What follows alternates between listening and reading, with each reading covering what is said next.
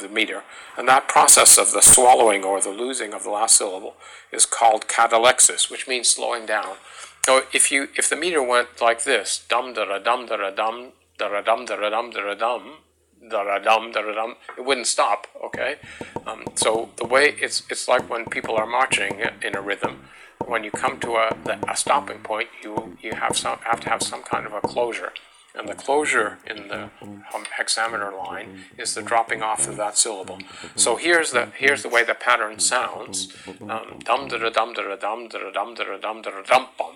Okay, we have a missing syllable. It gives you a stopping point. So when you come to the next line, you know you've finished one. Okay, there are other features to this line. That's the overall pattern. So if we go back to the line that we scanned, the first line of the Iliad, and we looked at it, scanning is the process of marking the longs and the shorts. Okay, we've got main and a, there's a dactyl. Aid and the, that's another dactyl. A, pe, that's a spondy. Leia, that's a dactyl. Yoache, another dactyl, and then eos, a long followed by a short. So we have a scansion or an account of the line that fits the overall pattern as I've just described it, the dactylic, hexameter, catalectic. So the idea is that it's predominantly dactylic.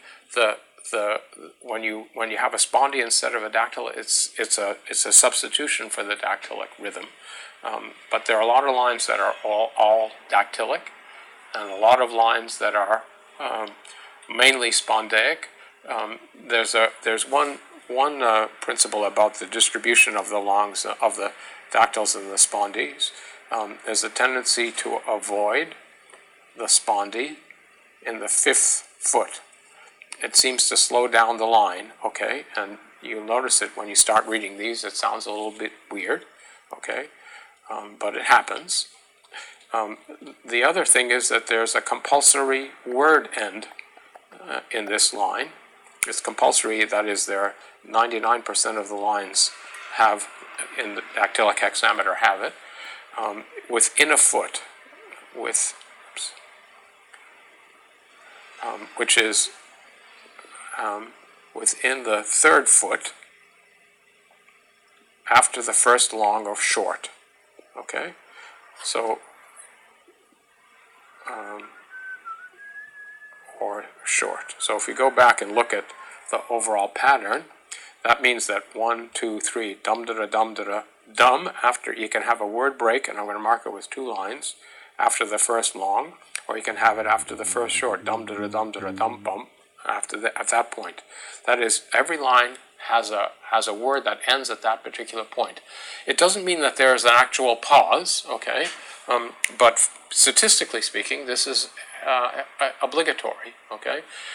It turns out that a lot of rhythms have this kind of a word break in them, and when Milne Parry and Albert Lord were recording epic songs in Yugoslavia, that line is a 10-syllable line. You have counting of syllables, and there are rhythmic tendencies to it, but there's a compulsory word break in it, and they couldn't hear it. But the audience of the songs would stamp their feet and hiss at the singers or something like that when the singer messed up and didn't have it. So they knew it was there, and they could feel whether it was there or not. So it messed up the rhythm for them. Okay, and it wasn't an audible pause or anything. So this is an important feature rhythmically. Where does it come from? Well, I'll tell you where it comes from. Okay, it comes from the fact that this is poetry composed in phrases. Okay, and here we've done something really crazy, which is start out with patterns of longs and shorts. Okay, when poetry consists of words, not patterns of longs and shorts, and I think it's mind-boggling to think about poets composing with patterns of longs and shorts. I think our kinds of poets do, but that's not the way it worked in antiquity. People had patterns of words that were metrical, that were repertory, okay, and an unconscious repertory for them. So they composed in word groups, and the caesura marks word group endings, okay, where one would end and another one would begin. There are also other, statistically speaking, important word endings within a foot in the dactylic hexameter. One's at the well, no, that's not a caesura. It's a so-called diaresis. There's the caesura, which is a word ending within a foot, and a diaresis is when you have a compulsory word end at the beginning or the end of a foot. So there's another one of those at the end of the fourth foot or the beginning of the fifth. Okay, a whole lot of lines end with the pattern dum da dum bum, because you avoid the substitution of long for two shorts in the fifth foot. So it's shaven a haircut, right? It's a pretty standard pattern. It's called the Adonic, after the refrain in the poem of Sappho's, O ton adonin, dum da dum bum.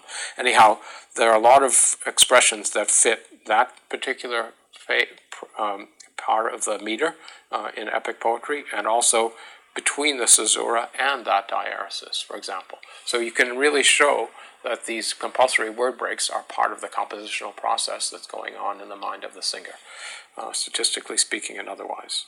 All right, so much for the pattern, okay, and for how to scan the lines, okay.